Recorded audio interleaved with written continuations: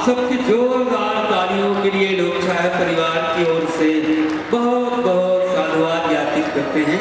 अभी दीदी छाया चंद्राकर जी के माया भरे मिठास भरे गीत के अनुरोध आप सबके बीच उभर रही हैं और वो मिठास भरे स्वर आप चंदन नींबू के सम्मान दे हो एक बहुत बहुत आभार धन्यवाद। और यही कहा कि माया प्यार ये मीठा एहसास सगरे संसार में समाये हुए हैं। शायद माया नहीं होती प्यार नहीं होती तो का होती।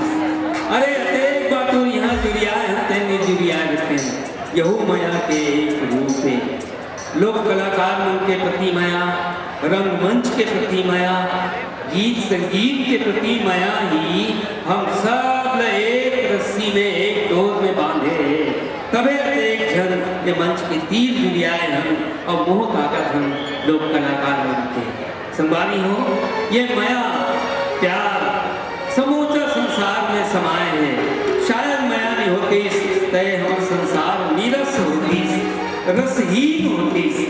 अनंत रूप है माया के अलग अलग रंग अलग अलग रूप में माया जब हमारे समाज के सामने आते तो वो माया हम सब